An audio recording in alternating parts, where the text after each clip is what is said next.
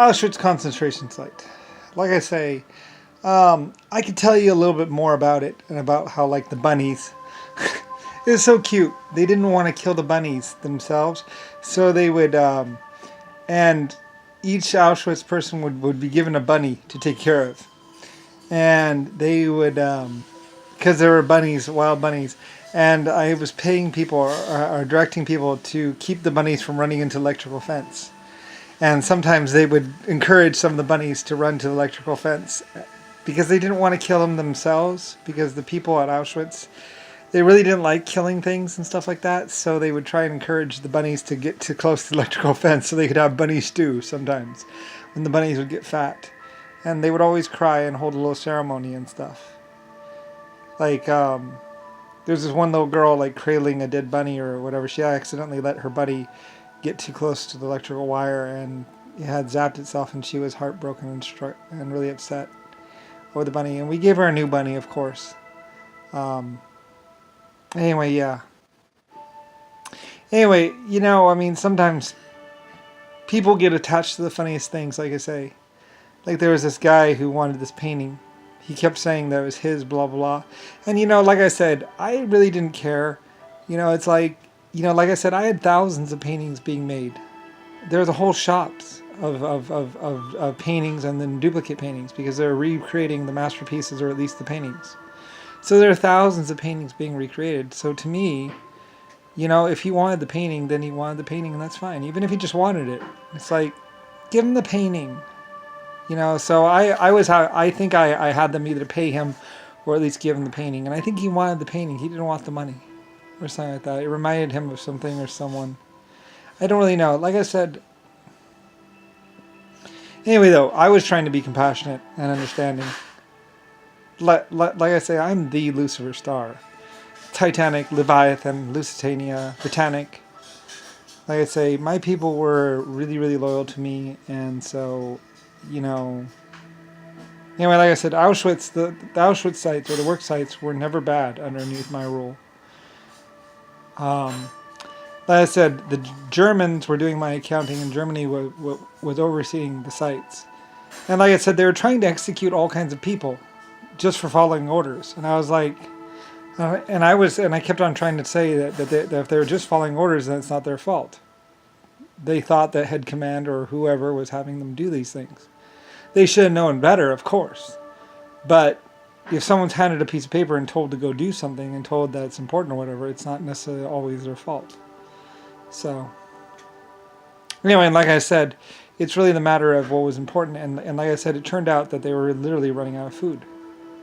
So that's why I say there was a time when America, or at least my other people, were actually giving resources and stuff to Germany, helping Germany. Like I said, Germany helped the rest of the world. German scientists were helping everyone. So anyway, from this side of it, or from American side of it, I was trying to get them resources back.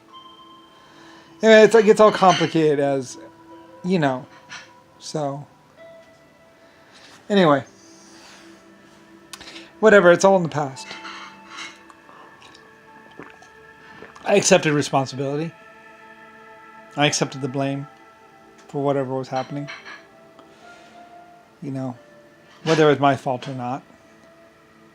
So, like I said, everyone had known that I had bought Germany, or I owned that country. You know, why it was being mismanaged, I don't really know. You know, that's why Rodney and Rosalie, you know, they're, I don't know, but then lots of people went to Auschwitz to pay homage, because they had known that it had been my sites. It's where rubber and a lot of other things were researched. Like I said, a lot of people in America were trying to make, well, they were my sites.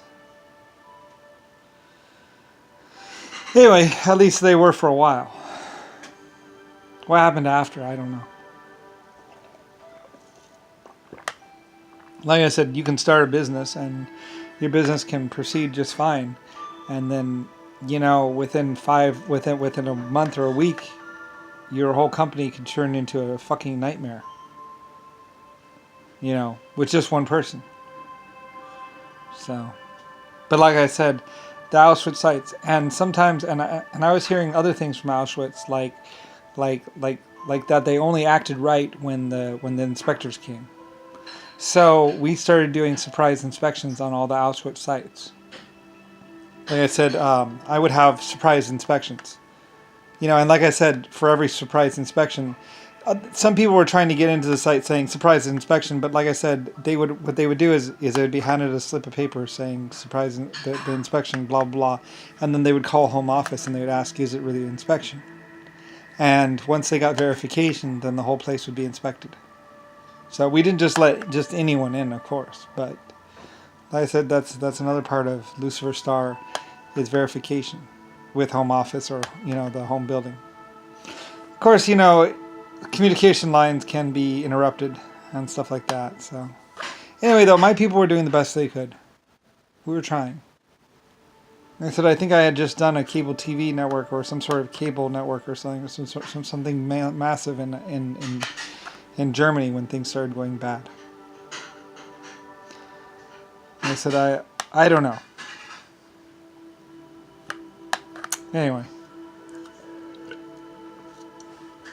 I've explained my side of it as the great Lucifer Star, Lord of Germany. And whatever else happened, I don't know.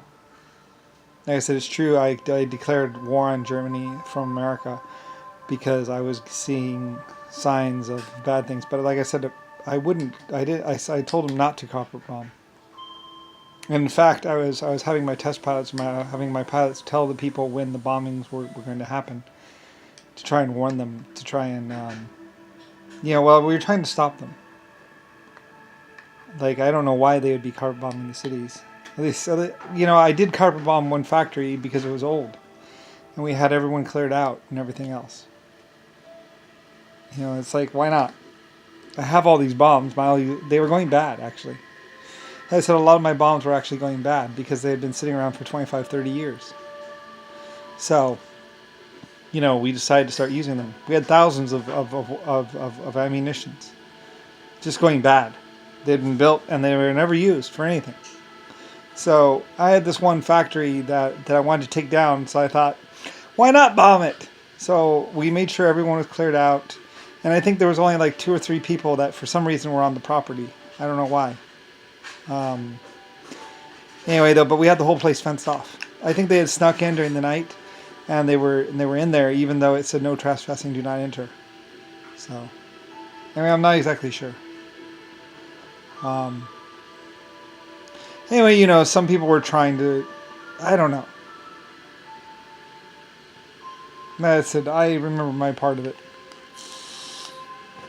So anyway, whatever. You've heard it firsthand from the Lord of Germany. Rodney denied everything. But then again, Rodney was trying to be Admiral Rodney. And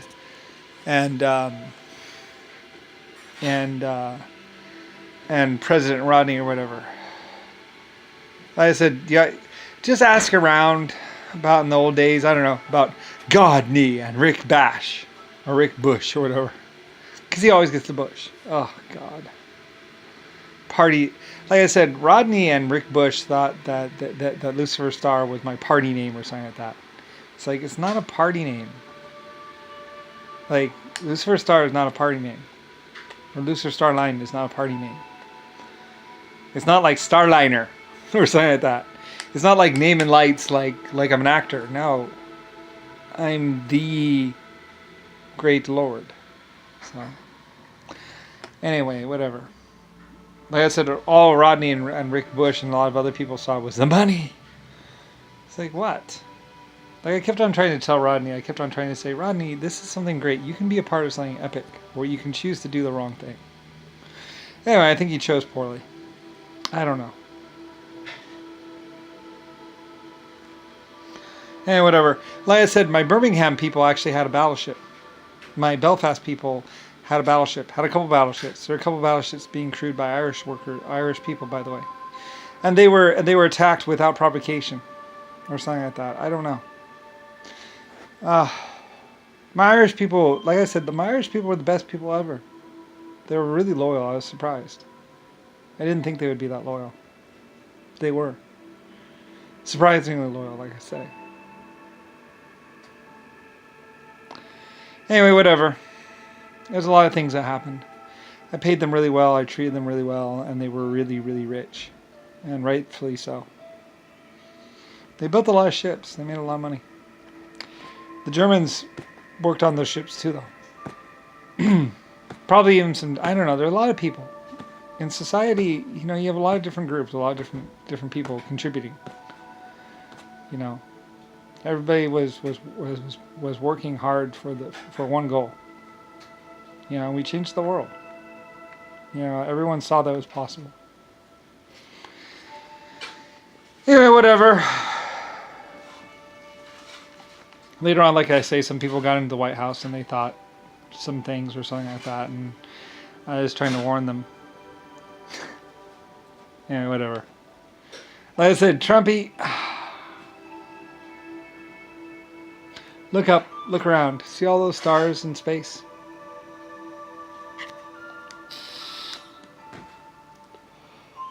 Yeah, you be surrounded.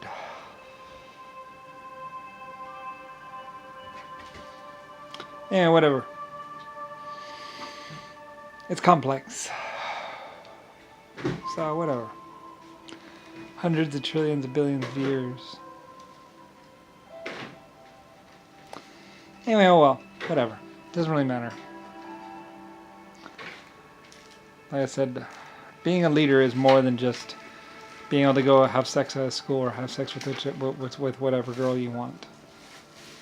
Being a leader is more than just being able to get away with things. It's about your people. People of your country and people of other countries. Anyway. Whatever. Anyway, it doesn't really matter. I was a part of something epic. And, you know, and had a lot of really, really good people. The best people. And we did something really epic. And created a beautiful planet. And planets. There's other planets, like I say. 400, 1,500 planets. Or so. And I said, I don't know, at least it was a long time ago. But somebody told me that 1,500 or 1,700 planets out there in the universe were aligned with me, or basically practicing my laws and my rules, and or something about me. 1,700 to 3,000 planets. It was a long time ago, though. Like I said, there's 250,000 exoskeleton planets, or something like that, or type of life like that, derived from them, and 14,000 1.5 planets. So, in the universe, I guess. This was probably 1940, 1960, something like that. So, anyway, whatever. A whole lot of life forms out there in the universe. I don't know why they don't have the LSF on record. There's this massive colony ship. Really awesome. Existential.